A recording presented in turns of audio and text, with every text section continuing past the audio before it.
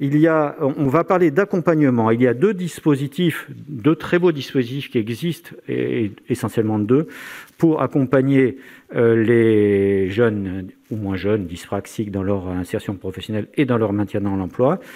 Ce sont les prestations d'appui spécifiques troubles cognitifs et l'emploi accompagné.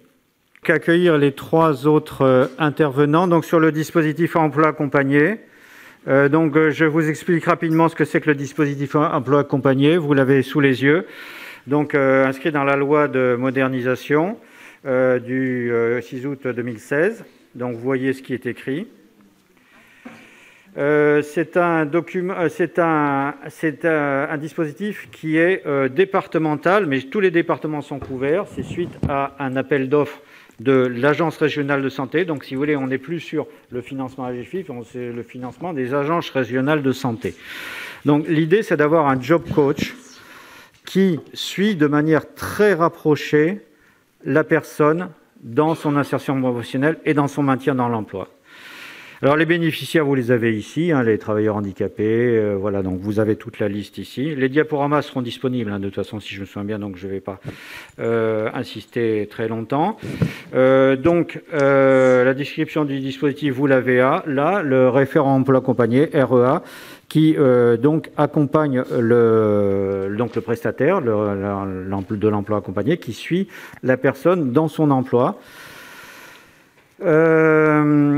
L'intensité de l'accompagnement est variable suivant le moment où on se situe. Des fois, ça peut être au démarrage, souvent 20 heures par mois ou plus. Et puis, ça peut arriver jusqu'à un accompagnement de veille très, très limité. Il n'y a pas de limitation dans la durée, excepté la notification MDPH, on va y arriver vite fait. Et l'accompagnement peut durer plusieurs années. Voilà, donc c'est une des spécificités de l'emploi accompagné. En l'occurrence, dans le dispositif que j'ai utilisé, celui des témoins, il y a 4 modules que vous voyez ici, donc 4 types de modules. Et le référent emploi accompagné prend en charge simultanément un nombre limité de bénéficiaires. Bon, une vingtaine, a priori, d'après ce que je sais, à comparer à ce que vous pouvez imaginer pour des conseillers Pôle emploi, par exemple, qui souvent suivent 150 ou 200 bénéficiaires. Donc vous imaginez la différence de suivi et au plan volumétrique, si je puis dire. Voilà. Et les conditions d'admission dans le dispositif, alors là, on va y revenir. Dans l'état actuel de la situation que je connais, c'est une notification MDPH. Donc, c'est la personne qui demande, au travers du dossier MDPH, la notification de l'emploi accompagné. C'est les MDPH et les CADAPH, je le sais puisque je siège, comme Diane, comme d'autres, dans cette salle, qui donc notifient le dispositif emploi accompagné. Alors, c'est une des difficultés qu'on rencontre, c'est autant les PASS et les prestations d'appui spécifique troubles cognitifs de monsieur Essartin, de la GFIF, et j'en remercie Didier Sartier, sont financés dans les régions que je connais, tout au moins, il n'y a pas de souci. Autant l'emploi accompagné, eh bien, nous avons quelques difficultés en matière de place. Alors, le dernier comité interministériel sur le handicap, le CIH de février, du 3 février ou 2 février 2022, a indiqué qu'il y avait 5000 personnes suivies dans le cadre de l'emploi accompagné fin 2021, qu'il y en aurait 10 000 fin 2022. Donc déjà un doublement, c'est déjà bien. Ce qu'on espère, alors, cette vidéo sera peut-être visionnée par des personnes du ministère de la Santé, c'est que ça puisse profiter également à nos handicaps, parce que j'ai tendance à penser que les handicaps neurodéveloppementaux, comme le trouble du spectre autistique, sont des handicaps qui ont vraiment besoin, pour un certain nombre d'entre eux, du suivi par l'emploi accompagné. Donc si ça pouvait profiter à nos handicaps, ça serait vraiment important pour nous. Et alors le dernier point que j'ai marqué ici, c'est un point sur lequel j'interrogerai M. Essartier, parce qu'il y a une modification du Code du travail du 30 juillet 2020 qui permet la prescription de l'emploi accompagné non plus uniquement par les MDPH, mais également par les prestataires du service public de l'emploi, Pôle emploi, Cap emploi, le mission locale. Sauf que sur le terrain, moi je vois, j'en entends dire que c'est mis en œuvre, et pourtant c'est dans le Code du travail, c'est mis en œuvre dans l'Hérault, dans les Landes. Je n'ai pas une vision sur l'ensemble du territoire national. Ce que je sais, c'est que dans mon département, dans les départements limitrophes, c'est pas mis en œuvre. C'est toujours une notification MDPH. Donc, j'avais besoin d'une clarification lors de la vidéo de présentation, lors de la vidéo, la visio de préparation avec M. Essartier. je lui ai demandé s'il pouvait nous faire une clarification, parce qu'effectivement, ça a été évoqué il n'y a pas très longtemps. Il y a une circulaire qui doit paraître, qui est parue d'ailleurs, avec des plateformes. Donc, vous nous éclairerez là-dessus, si vous voulez bien, monsieur le directeur général, après l'intervention des trois du trio sur l'emploi accompagné. Alors, donc, je présente sur l'emploi accompagné Élodie Viargue, donc, qui est là encore, c'est une personne bénéficiaire, donc salariée dyspraxique de la mairie de Toulouse. Je travaille dans des CLAE, dans un CLAE d'ailleurs. Fatima Gaillet, qui est référente emploi accompagné entreprise inclusive 31, donc le prestataire qui a eu le marché en Haute-Garonne de la part de l'ARS pour mettre en œuvre l'emploi accompagné. Et Frédéric Lacaze, qui est chargé de mission handicap de la mairie de Toulouse et de Toulouse Métropole, qui est donc l'employeur d'une certaine manière, même si ce n'est pas lui directement, c'est le maire, je suppose, l'employeur, mais Jean-Luc Moudinque, qui est l'employeur d'Élodie. Donc, Élodie et Fatima, est-ce que vous pouvez, de la même manière, on va reprendre un peu la même distribution, évoquer le parcours d'Élodie sans remonter jusqu'à la maternelle, voilà, donc plutôt l'aspect professionnel ou les aspects qui éclairent sa vie professionnelle actuelle. Voilà. Bonjour tout le monde, je m'appelle Élodie, j'ai 23 ans et je suis animatrice en périscolaire depuis 2 ans à la mairie de Toulouse. J'ai une RQTH depuis longtemps. J'ai des troubles de 10 depuis mes années scolaires, des troubles scolaires et qui ont permis d'avoir un parcours atypique des enfants basiques, on va dire. C'est en français. J'ai fait CLIS, SECPA, et quand on bascule en SECPA, est égal à orientation, on ne sait pas trop où on va, on ne sait pas du tout. Et du coup, je conseillerais d'orienter les conseillers d'orientation, les directeurs de lycées professionnels, de connaître notre handicap et aussi que nous, on connaisse notre handicap pour bien expliquer notre fonctionnement, comment gérer la fatigue, comment gérer plein de choses. J'ai été déscolarisée à 17 ans. J'ai commencé à travailler de suite après le BAFA.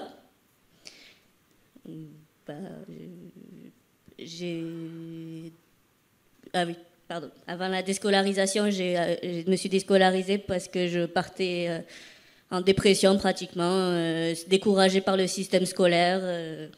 Je ne rentrais pas dans les cases. C'était vraiment un combat du combattant. Suite à la déscolarisation, je me suis pris un coup de pied aux fesses par ma mère et je me suis partie au BAFA. L'animation m'a relevée et j'en suis là aujourd'hui devant vous, grâce au soutien de ma famille.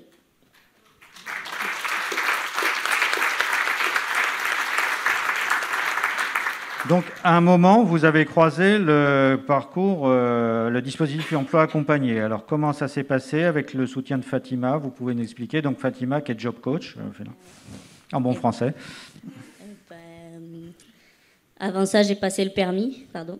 Ah oui, vous avez le permis. J'ai passé le permis boîte auto, du coup. Et là, c'est là où j'ai eu la RQTH et que j'ai rencontré Fatima, qui m'a épaulée pendant 3 ans et encore aujourd'hui. Donc ça fait 3 ans, effectivement. Ouais, 3 ans. Donc vous avez fait une demande auprès de la MDPH, oui. D'emploi accompagné. Oui. Ça a été comment? Vous l'avez eu le premier coup, il a fallu y revenir j'ai dû refaire un bilan, orthophoniste, ergothérapeute. D'accord, mais la MDPH, vous n'avez pas eu de difficulté pour obtenir le dispositif emploi accompagné? Oui, vous m'entendez? Bon, c'est bon. Donc, Fatima, donc, je suis job coach ou référent emploi accompagné sur le I31. En fait, la MDPH peut auto-prescrire l'emploi accompagné. Et pour Élodie, c'était le cas parce que Élodie commençait un emploi, qu'il commençait à y avoir des difficultés sur cet emploi et elle a prescrit l'emploi accompagné pour le maintien de cet emploi. Les personnes qui arrivent sur l'emploi accompagné peuvent y arriver pour un accès à l'emploi, quand elles sont prêtes à l'emploi, pour un maintien et pour l'évolution dans l'emploi. D'où la durée en fait, de l'accompagnement qui peut être très très long.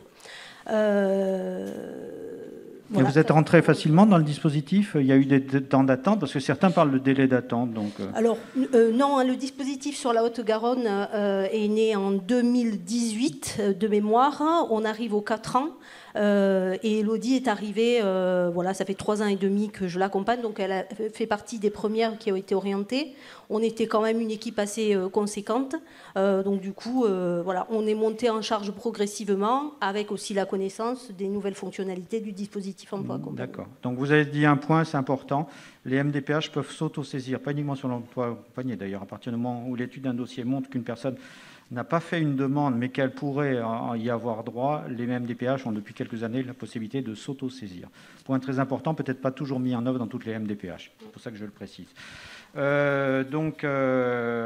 Elodie est maintenant à 28 heures, dans un CLAE, Oui. Un seul. Alors, peut-être pour la petite histoire, donc, quand elle est rentrée, elle était sur cet emploi. Rapidement, on a évalué que les aménagements, puisque c'est la fonction du job coach, c'est d'aller évaluer avec l'employeur les possibilités d'aménagement, les propositions d'organisation qu'on peut mettre en œuvre pour la prise en compte du handicap.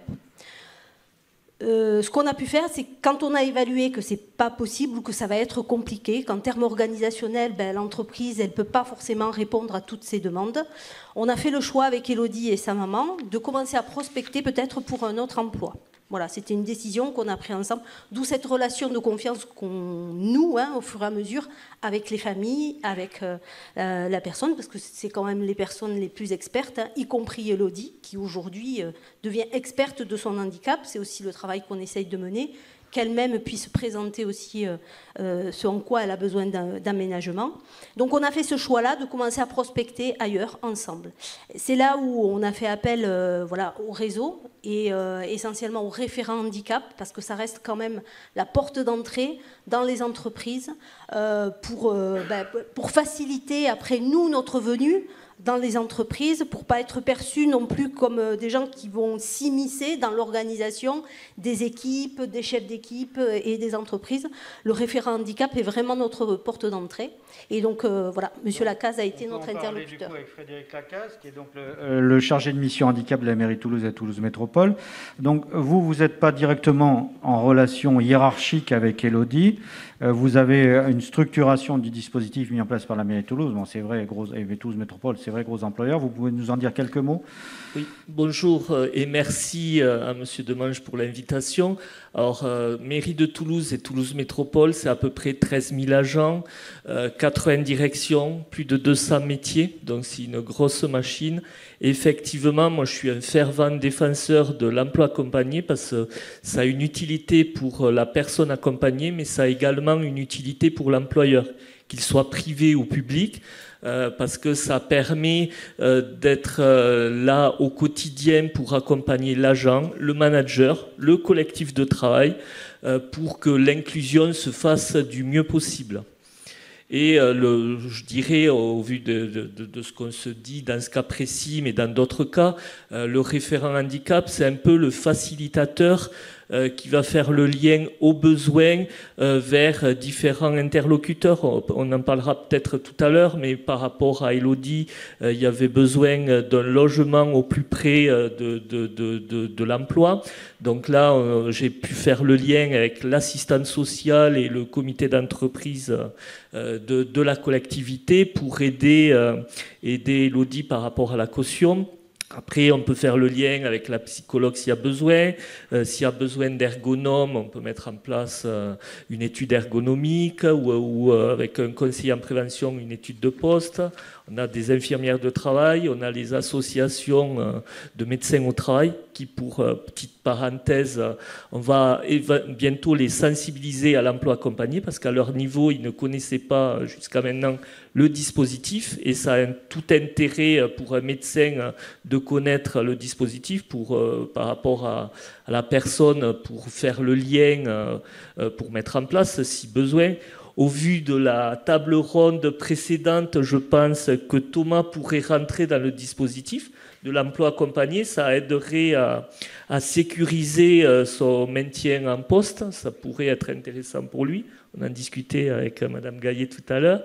Donc oui, moi je trouve que c'est un beau dispositif qui a été mis en place et qui aide soit à trouver un poste, soit dans le cas présent à maintenir en poste Élodie. Alors merci Monsieur Lacasse. Donc Élodie, dans vos compensations, si je puis dire, c'est surtout des compensations organisationnelles. Vous êtes à 28 heures, si je me souviens bien. Vous êtes à temps partiel, donc, ce qui a aussi une incidence financière, parce qu'effectivement. J'allais en parler. En tant qu'animatrice, on ne peut pas travailler à temps plein, et mon corps non plus. Du coup, donc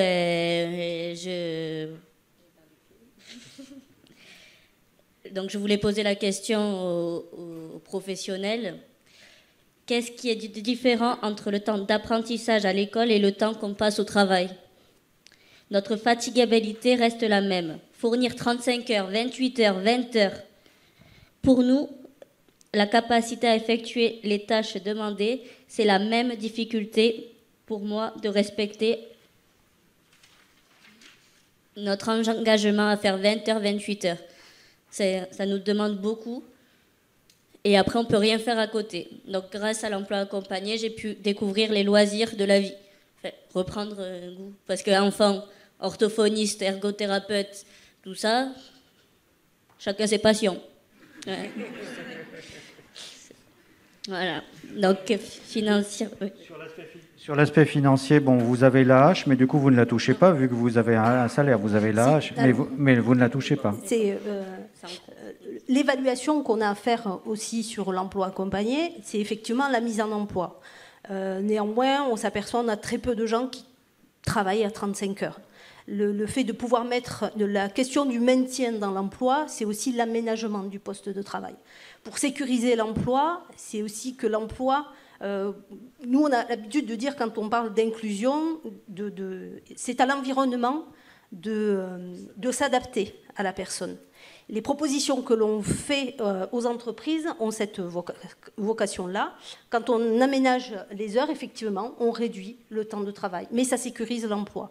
Donc du coup, pour nous, c'est aussi une évaluation de pouvoir mesurer l'importance du handicap et le frein que porte le handicap sur ce maintien dans l'emploi.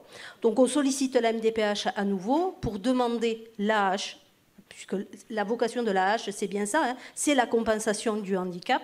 Et donc, pour certains, pour la situation d'Élodie, par exemple, elle cumule.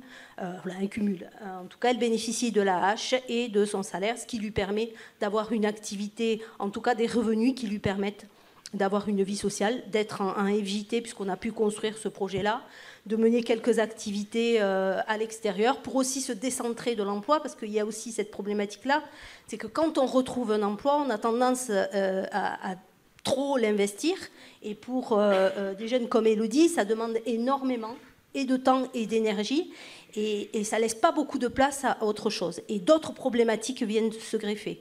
Donc on a proposé pas mal d'activités à Élodie de manière modérée pour simplement équilibrer un petit peu les niveaux d'investissement qu'elle pouvait porter de manière à ce que tout ça tienne la route. Et le job coach est présent au plus près de l'entreprise puisqu'on signe une convention tripartite entre elle et l'entreprise et nous pour dire tant que vous en avez besoin, on est là.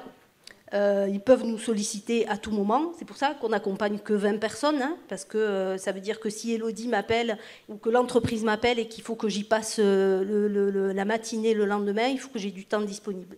Et ça, pour les 20 personnes que j'accompagne. Après, les difficultés qu'il peut y avoir, c'est par exemple quand le manager change. Donc là, il y a besoin de réexpliquer l'accompagnement, les difficultés que peut avoir Élodie. Donc c'est pour ça que le dispositif est en veille par rapport à ça. Il peut y avoir dans le collectif de travail, voilà, le personnel bouge, donc il y a des départs, des nouvelles arrivées. Il y a besoin de sensibiliser également les nouvelles personnes à ce que engendre, parce qu'après le handicap, il n'y a pas besoin de rentrer dans l'aspect médical du handicap, mais voilà, c'est savoir qu'est-ce que ça occasionne dans la vie de tous les jours et quel aménagement il y a besoin. Donc c'est l'intérêt de l'emploi accompagné, ça va être aussi à ce niveau-là. Oui, effectivement, ce qui vous importe, vous, c'est le retentissement du handicap et même à la limite pas le nom du handicap. Bon, même si bien souvent, et là encore l'exemple d'Élodie le montre, c'est un peu d'un contre-exemple par rapport à ce que j'ai dit tout à l'heure. Effectivement, Élodie a cité son handicap. Bon, voilà. Oui, mais ça a été au début quand on m'a dit le mot dysphasie à 18 ans. Alors, je savais que j'avais dyslexie, dyscalculie, mais c'était plutôt scolaire. Quand on m'a dit voilà, ben, je ne savais pas quoi faire. On était perdus avec ma mère. On demandait au secours et à la fois j'en avais marre des prises en charge. J'étais en braquée contre les aides. Donc le dispositif m'a repris confiance en moi, en tout, aux gens, aux employeurs. Enfin, c'est vraiment important de connaître son handicap pour bien l'expliquer et assumer qui on est pour être... Et vous avez travaillé justement sur cette question de communication avec Fatima dans le cadre de l'emploi accompagné, communication par rapport à votre handicap, essentiellement son retentissement. Lors de la préparation, vous avez cité un mot, veto, par rapport au fait d'aller faire des remplacements dans un autre CLAE. Ça aussi, c'est une compensation organisationnelle. C'est-à-dire qu'Élodie reste dans un CLAE et elle n'est pas susceptible d'aller naviguer ailleurs. La fonction d'animateur socioculturel est assez... Il faut tenir, hein. Il faut tenir la journée, vous faites des allers-retours le matin de 11h30, midi et demi, vous faites le repas, vous rentrez chez vous ou pas, ou vous restez, au début elle avait un lieu de pause et puis elle repartait à 16h. En termes de repos, il fallait trouver le bon rythme, mais du coup j'ai oublié votre question. Vous avez dit qu'elle ne travaille que dans un CLAE. Oui, dans un seul CLAE, et il a fallu mettre barrage parce que du coup elle apparaît sur la liste des animateurs. Et quand il y a un remplacement à faire sur une autre école ou quand il y a une journée de grève, on l'appelle par exemple à 14h directement et on lui dit est-ce que il faudrait que tu ailles de l'autre côté de Toulouse. Donc ça, on l'a travaillé avec Monsieur Lacaze, mais aussi avec sa directrice, parce que parfois ça ne passe pas aussi, c'est des grosses structures, ça passe pas par Monsieur Lacaze. Et du coup, c'est sa directrice qui prend l'appel et qui fait barrage. Et si ça suffit pas, parce que parfois ça suffit pas, la personne n'est pas informée, il n'y a pas marqué Élodie Viargue, RQTH, ne pas appeler en cas de remplacement. Du coup, il passe par moi, Élodie m'appelle, et c'est moi directement qui appelle la personne en disant non, vous ne l'appelez pas. Et ça, effectivement, c'est quelque chose qui se réorganise régulièrement. On sait très bien que dans un mois, il est possible que cette situation réapparaisse et qu'on soit sur la même organisation. Alors, on n'a pas encore trouvé comment éviter, mais l'essentiel, finalement, serait que, peut-être à un moment donné, Élodie ait les clés pour pouvoir dire non, là, je ne peux pas pour telle raison, et ne pas se sentir ni dans la culpabilité, ni en défaut vis-à-vis de son employeur, parce que ça a été acté, parce que ça a été validé, et que, ça, ce serait la projection future. Voilà, bon, écoutez, moi, j'avais juste une dernière question. Monsieur Lacaze, vous vouliez dire... Oui. Par rapport à l'exemple de parler du handicap ou pas, j'ai un contre-exemple d'une personne dyspraxique qui est rentrée en poste, qui n'a pas parlé au moment du recrutement, qui n'a pas parlé au moment où il faisait son dossier de carrière, qui n'a pas parlé le long de son contrat. À la fin, ça n'a pas marché. Donc là, je suis en train de reprendre la situation, le réorienter sur un autre poste où on va mettre en place de l'accompagnement. Alors je pense que ça sera d'abord une prestation d'appui spécifique et éventuellement l'emploi accompagné, mais il y a besoin de sécuriser le parcours. Après, il faut que la personne soit partie prenante de ces actions.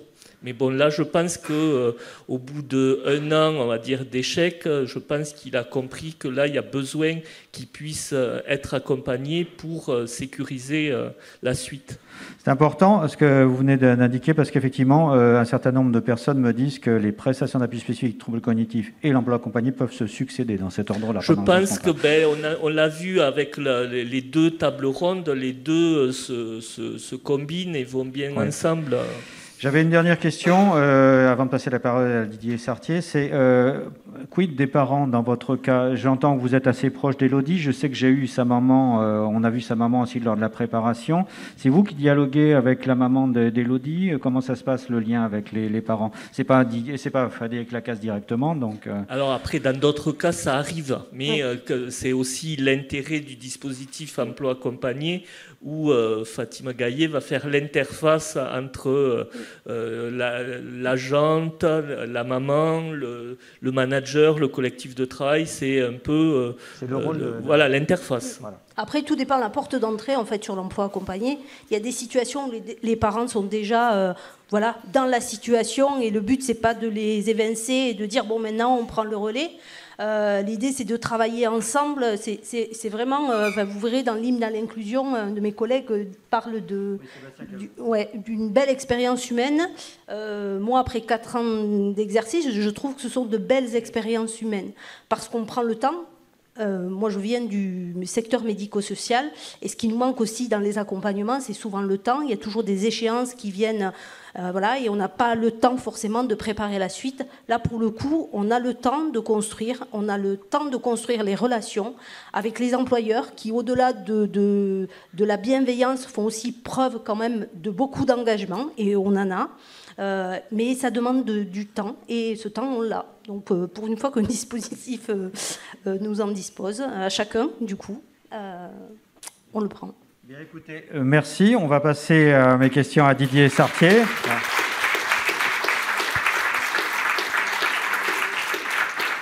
C'est ce que j'allais vous demander, mais vous l'avez fait spontanément, donc merci. Donc, Monsieur Sartier, donc j'ai dit que le comité interministériel de handicap du début février parle d'un doublement du nombre de places dans l'emploi accompagné. Bon, nous, on forme le vœu, enfin, je forme le vœu, je parle en jeu, que ça profite également à nos handicaps et puis aux troubles du spectre autistique, parce que je pense que là aussi, l'exemple de l'inclusion montre l'importance de l'emploi accompagné. Et de ce qu'a fait Sébastien Calvo, en l'occurrence, à Toulouse. Donc, alors après, c'est la question que je posais dans mon diaporama.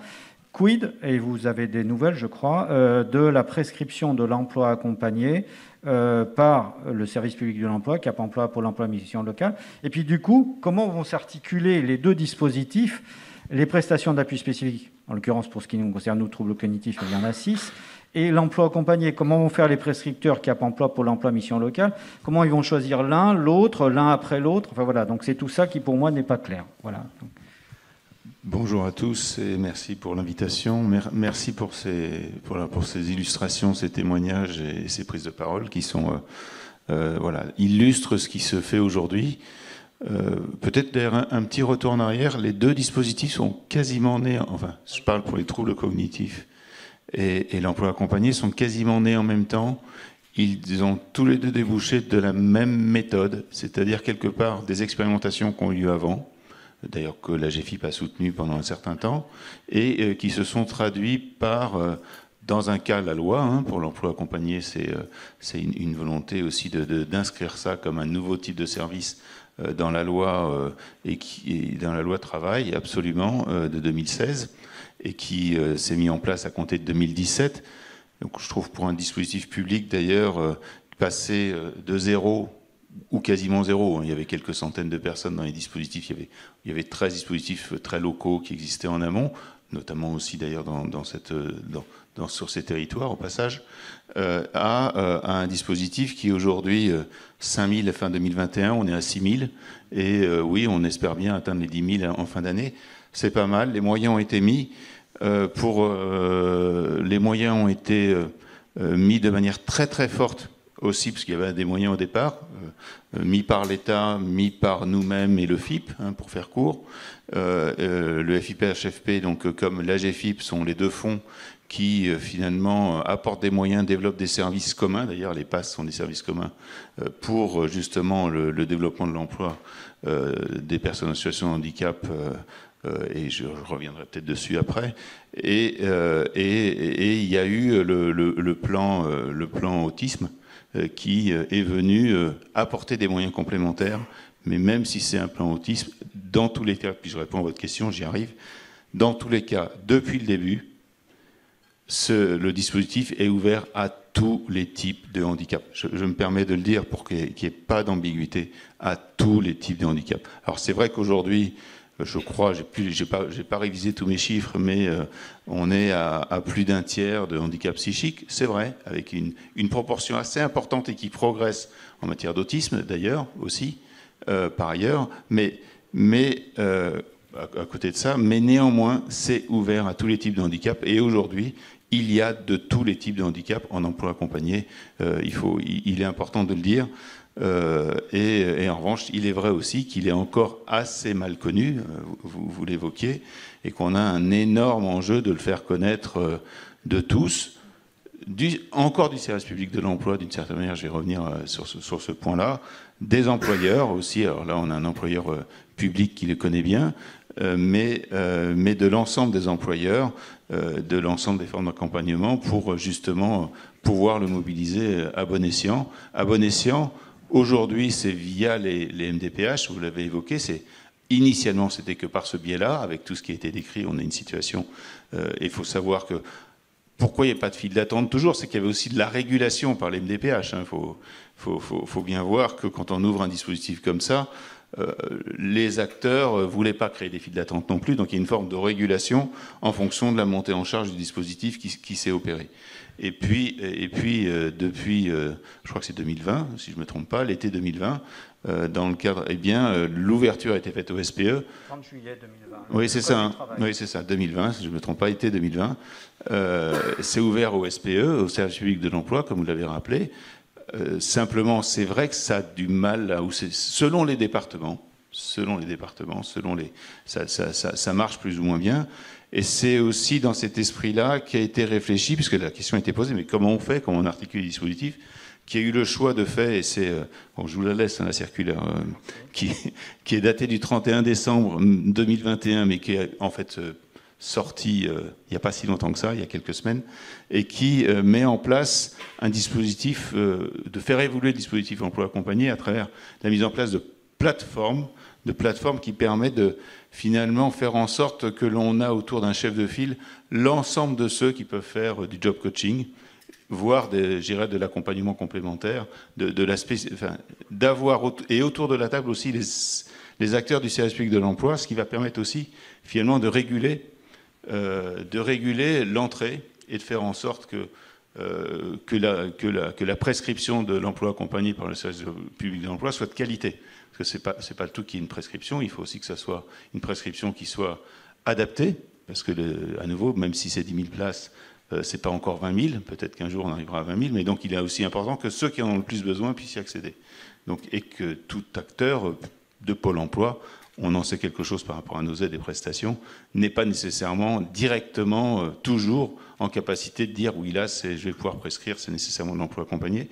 Donc il y a besoin de cette collégialité et c'est ce qui est cherché à travers ces plateformes et cette pilotage départemental où il y a le service public de l'emploi, l'emploi accompagné avec l'ensemble des acteurs qui rentrent dans les plateformes pour finalement réguler, opérer les orientations. Donc les modalités de régulation sont décrites dans cette circulaire et on en saura plus dans le concret, comment ça se passe. Des comités de suivi départementaux, des comités de pilotage régionaux où on trouve les acteurs qui développent l'emploi accompagné et le SPE, avec une représentation des MDPH, des comités de suivi départementaux, j'irai avec les mêmes acteurs et surtout les acteurs de l'emploi accompagné qui sont sur le territoire. Donc, et les prestations d'appui spécifiques perdurent, elles continuent. Alors, elles ont, depuis le début, de toute façon, cette articulation est évoquée depuis 2017, et on a toujours eu des prestations d'appui spécifiques. Avant, elles s'appelaient les PPS, pour ceux qui prestations ponctuelles spécifiques. C'est la même chose, hein, on change les noms, mais c'est la même chose. On a un peu fait évoluer. D'ailleurs, on a fait évoluer pour enlever le mot ponctuel, pour justement aussi permettre finalement une mobilisation plus à bon escient en quelque sorte, tout en n'étant pas comme l'emploi accompagné, c'est la grande différence, un dispositif, je dirais, de suivi continu, si vous permettez cette terminologie. Et donc, on a toujours accepté qu'il puisse y avoir une mobilisation de passe en même temps, ponctuellement, finalement, par rapport à un besoin spécifique. Parce que c'est toujours pareil, je veux dire, même si on est job coach, on ne connaît pas nécessairement tous les sujets. Et donc, à un moment donné, d'avoir l'apport du bon spécialiste au bon moment, on ne va pas l'interdire. Enfin, c'est ça l'esprit.